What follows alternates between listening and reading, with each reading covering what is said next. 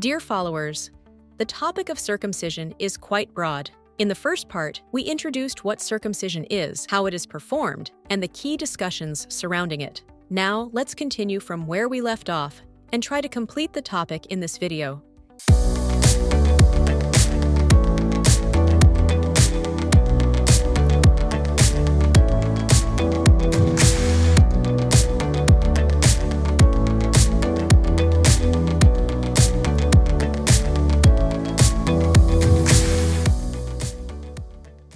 First of all, when discussing circumcision, one of the main questions is whether it creates a distinction between male and female gender identities or between boys and girls.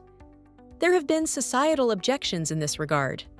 From my perspective, considering our family and social dynamics, I see circumcision as an important marker of gender identity, and I consider it highly significant. The period between 6 or 7 years old and 10, before entering puberty, is crucial for a boy's self-respect, self-care, self-love, and for embracing his gender identity. Phrases like, "now you're a big brother," "now you're a man," or "now you're grown up," often draw objections, with questions such as, "wasn't he already a boy?" Of course, he was a boy already, but at that quiet stage, before puberty, you are attributing new meanings to him. Why should this be considered problematic? On the contrary, when we take into account our cultural and family dynamics, as well as the roles we assign to men, such as military service, the most challenging tasks, and being at the forefront during disasters and the most dangerous events in wars, what harm could there be in making this process a motivating experience for boys? Is further emphasizing gender distinctions problematic? I don't think so. On the contrary, it is even more beneficial. The more distinct female and male identities, or female and male energies, are, the greater their mutual attraction and potential to complement each other becomes. So, does this mean belittling girls, number, or glorifying the penis? Absolutely not. Society makes certain mistakes. How? From the very beginning, even in the womb, there is a cultural struggle in accepting girls. Unfortunately, this is embedded in our genetic coding, but this has nothing to do with circumcision. As an obstetrician with 30 years of experience, I emphasize this in my books.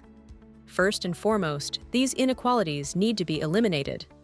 Girls should be raised with even more love, valued through gifts, and supported in overcoming the challenges they face while transitioning into womanhood. And who carries the greatest responsibility here? Primarily, we obstetricians, and all women. But do I agree with the idea that circumcision belittles women or glorifies men? No. I absolutely reject that. Now, let's talk about circumcision ceremonies. Yes, there are some aspects I also criticize. I especially don't find it appropriate when women dress up in evening gowns, put on elaborate makeup, celebrate, and then share it all on social media.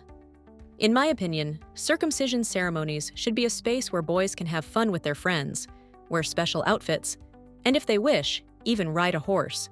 Seeing them embrace their gender identity and feel honored makes me happy. Sherbet can be served, and younger children can be given sweets. But what's the purpose here? First, for the child to understand that a medical procedure has been performed.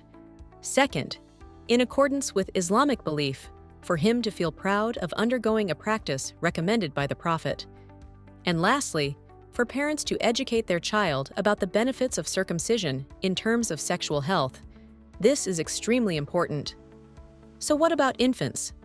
Doctor, what happens to them? You might ask. Yes, when circumcision is performed in the newborn period or within the first year and a half, children don't remember it. But still, as they grow, we need to explain it to them. What does it mean to be circumcised? What is circumcision? How might it affect his future sexual life? He has the right to know. When it comes to celebrations, yes, there are families who choose to celebrate and others who don't. This is entirely up to each family's own dynamics. However, mass circumcision events can be organized, especially for orphan children.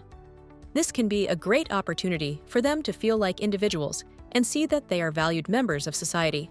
Don't you think? Of course, I'm not talking about spending excessively, showing off, or unnecessary waste. No, I'm absolutely against that.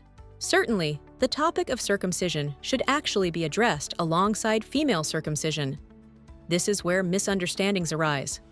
Society, when trying to discuss and find solutions to certain issues, should be more tolerant, but often struggles to understand each other. This was also the case with my tweets from 2016. There were similar interruptions.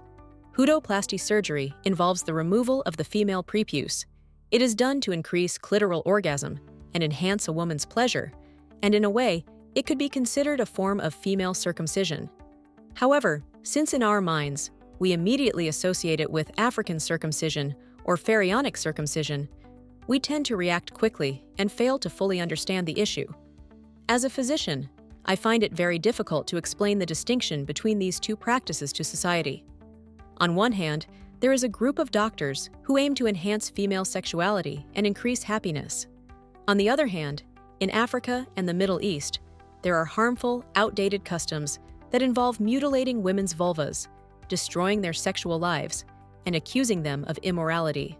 Yes, this is something we, as doctors, can solve. Just as we use our annual leave to perform dozens of cataract surgeries in a single day in Africa, we can also perform a small procedure in a sterile environment under anesthesia, removing a minor fold from the prepuce in girls.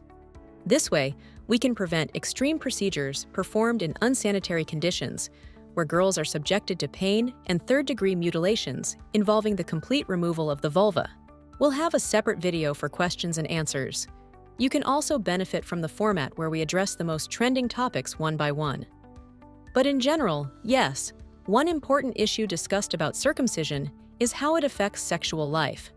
There is a real need for bigger studies here.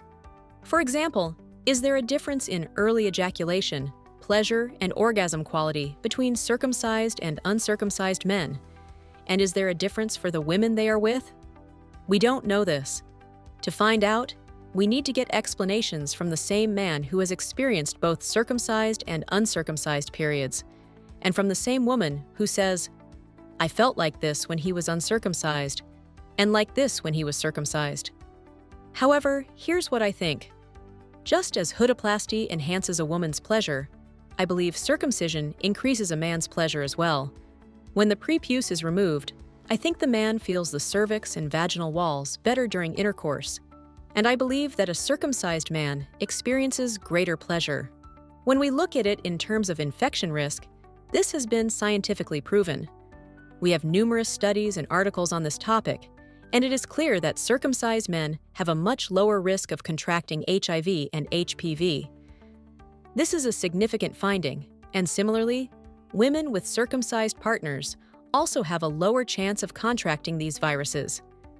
However, this does not mean that someone can say, "I'm circumcised, so I can have sex with whoever I want, whenever I want, without any precautions, and I won't contract or transmit anything."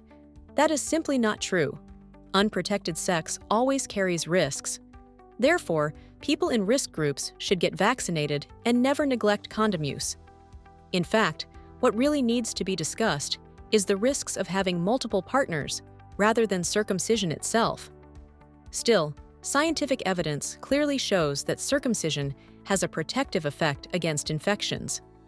Since circumcision is such a broad topic, there may be aspects we haven't covered. If you leave your comments, we'll address any missing points. Also, creating detailed and informative videos like this requires a lot of effort and time. You can support us by liking, sharing, and following the channel. Thank you all very much. Sending you my best wishes. Take care.